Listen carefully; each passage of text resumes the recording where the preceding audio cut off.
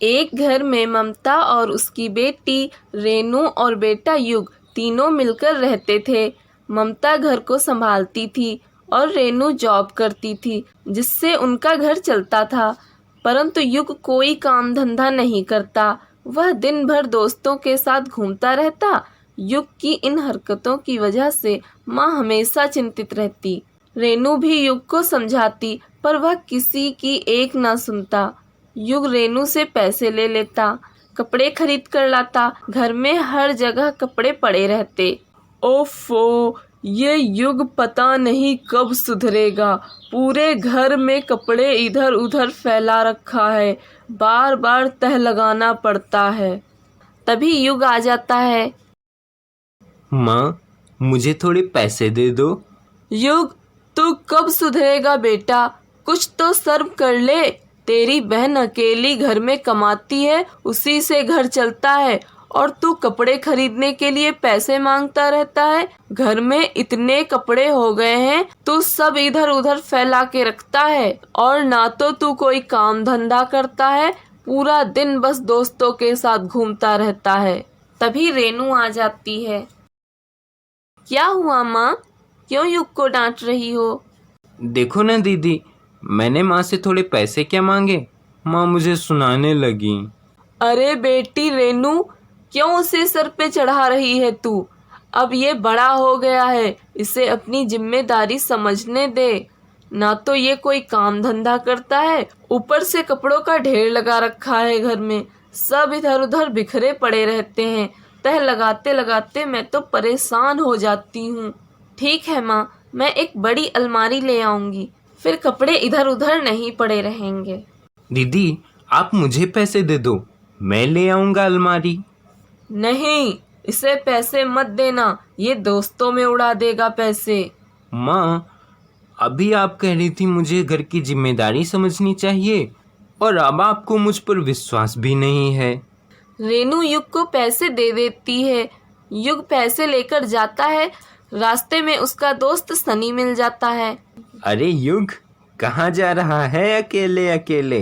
अरे सनी, मैं तो बाजार जा रहा हूँ, दीदी ने पैसे दिए हैं अलमारी लाने को। अच्छा, चल मैं भी चलता हूँ तेरे साथ। वैसे युग, मैं कह रहा था मूवी देखने चलेगा, बहुत अच्छी मूवी लगी है। लेकिन सनी, अलमारी के लिए पैसे कम पड़ गए तो? नहीं यार, घर पे बहुत डांट पड़ेगी। उसकी चिंता तू मत कर, मेरे पास एक जुगाड़ है। पैसे बचाने के लिए सनी युग को कबाड़ वाले के पास ले जाता है और युग एक पुरानी अलमारी खरीद लेता है। मूवी देखने और घूमने टहलने के बाद उस पुरानी अलमारी को लेकर युग घर आ जाता है। उस अलमारी को देखकर माँ और रेनू युग से कहती हैं, ये अलमारी तो पुरानी लगती है और इतनी गंदी भी है। युग, तुम ये अलमारी कहाँ से लाए हो? खरीदने से पहले देखा नहीं था? ये तो पुरानी अलमारी है, या पैसे कम पड़ गए थे? हाँ दीदी, आपको तो पता ही है महंगाई कितनी बढ़ गई है। दीदी, आपने जो पैसे दिए थे उसमें यही अलमारी मिल पाई। माँ सोचती है अलमारी बहुत गंदी है, इसे साफ करना पड़ेगा। परंतु युग अलमारी में अपनी पर्स रख देता है। सुबह उठकर जब वह अलमारी खोल कर देखता है तो उसकी पर्स सोने की हो जाती है। युग चौंक जाता है, उसे कुछ समझ नहीं आता। वह माँ और रेनू को बताता है। माँ और रेनू भी सोने की पर्स देखकर चौंक जाते हैं। युग, तुझे पक्का यकीन है तूने अपनी पर्स रखी थी अलमारी में? हाँ दीदी, मैं सच कह रहा हूँ, मैंने अपनी पर्स रात को अलमारी में रख दी थी और सुबह देखा तो ये सोने की बन गई। कहीं यहाँ सोना बनाने वाली जादुई अलमारी तो नहीं है? हो सकता है, शायद आज रात को हम फिर से इसमें कुछ रख कर देखते हैं।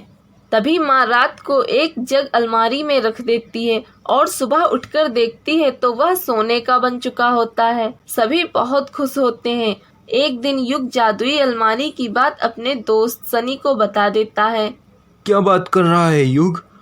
मुझे यकीन नहीं हो रहा, ऐसा भी हो सकता है? हाँ सनी, ये सच है। उस दिन कबाड़ वाले के यहाँ से हमने जो अलमारी खरीदी थी वह जादुई अलमारी है। यार, मैं देखना चाहता हूँ कैसे वह अलमारी चीजों को सोना बना देती है।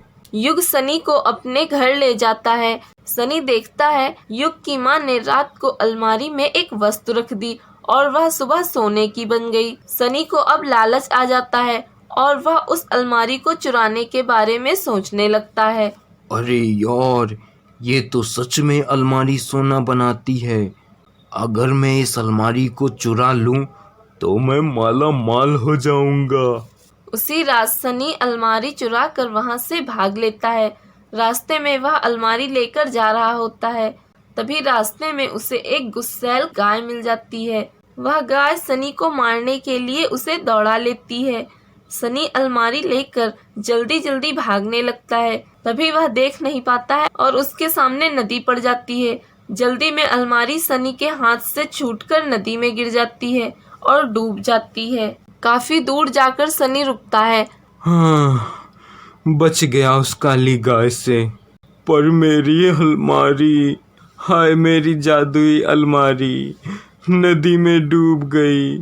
शायद मैंने अपने दोस्त के घर में ही चोरी की, उसी की सजा मिली है मुझे। गोपी एक बहुत गरीब लड़का था, परंतु वह अच्छे स्वभाव का था। उसकी माँ टोकरी में सब्जियां लेकर गांव में बेचने जाती थी, जिससे उसके घर का गुजारा चलता था। और गोपी भी अपनी माँ के साथ टोकरी में सब्जियां बेचने गांव में जाता था। एक दिन माँ गोपी से कहती हैं, बेटा गोपी, सब्जियां खत्म हो गई हैं, खेत से सब्जियां तोड़ ला, फिर बेचने भी जाना है। ठीक है माँ, मैं सब्जियां तोड़ लाता हूँ।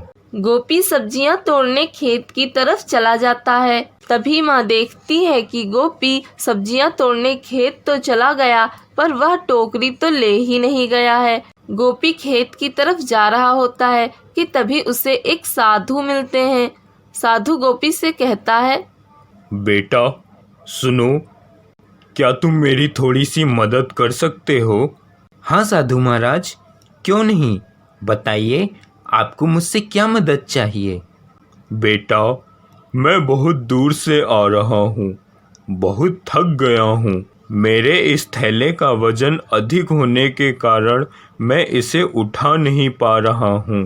क्या तुम मेरे इस थैले को उठाकर मेरी कुटिया तक लेकर चल सकते हो? हाँ बिल्कुल, मैं ये कर सकता हूँ।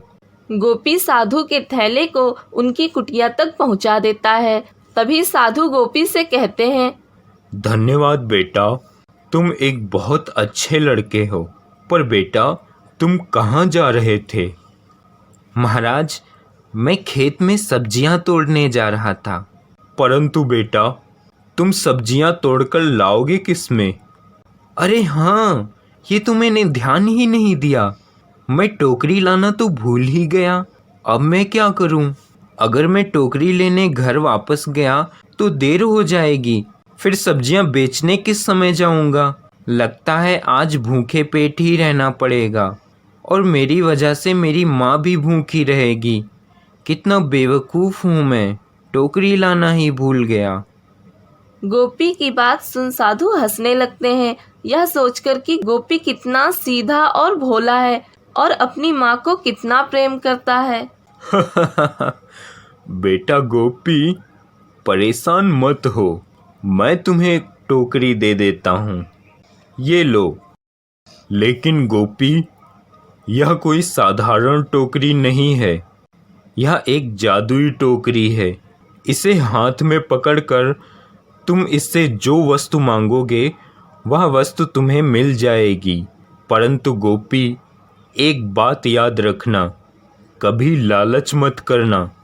यदि तुम टोकरी से सोना चांदी जैसी चीज़ मांगोगे तो यह टोकरी गायब हो जाएगी और तुम्हारे पास रखा धन भी गायब हो जाएगा। ठीक है साधु महाराज, मैं इस बात का ख्याल रखूंगा। गोपी उस टोकरी को लेकर घर आ जाता है और सारी बात अपनी माँ को बताता है। अब गोपी और उसकी माँ कभी खेत में सब्जियां तोड़ने नहीं जाते। गोपी टोकरी पकड़ता और सब्जियों के बारे में सोचता और बहुत सारी सब्जियां उसे मिल जाती, जिन्हें वह बाजार में बेच आता और उसे अच्छे पैसे मिल जाते। उन पैसों को वह बचा कर रखता, साथ ही घर की जरूरत की और चीजें वह जादुई टोकरी से ले लेता, पर कभी उसने सोना चांदी के बारे में नहीं सोचा। गोपी का पड़ोसी चंपक देखता है कि गोपी कभी खेत में सब्जियां तोड़ने नहीं जाता है, परंतु सब्जी बेचने रोज जाता है। उसके घर में भी बहुत सारा सामान है, यह सब कैसे? चंपक गोपी और उसकी माँ पर नजर रखने लगता है। तब उसे पता चल जाता है कि गोपी के घर जादुई टोकरी है, जिससे गोपी कुछ भी मांगता है वह उसे मिल जाता है। अच्छा, तो ये बात है। अगर मैं किसी भी तरह से गोपी की जादुई टोकरी चुरा लूं तो मैं माला माल हो जाऊंगा। रात में चंपक चुपके से गोपी के घर आकर वह जादुई टोकरी चुरा कर अपने घर ले आता है। अब चंपक बहुत खुश होता है। आखिर मुझे जादुई टोकरी मिल ही गई। गोपी तो बेवकूफ था। जादुई टोकरी होने के बावजूद वह सिर्फ सब्जियां मांगकर बेचने जाता था। मैं तो टोकरी से सोना चांदी मांगूंगा और बहुत अमीर बन जाऊंगा। ए जादुई टोकरी, मुझे खूब सारा सोना चांदी दे। चंपक के इतना कहते ही टोकरी गायब हो जाती है। यह देखकर चंपक का सिर चकरा जाता है। हाँ? अरे ये क्या? ये कैसे हो गया? टोकरी कहाँ गई?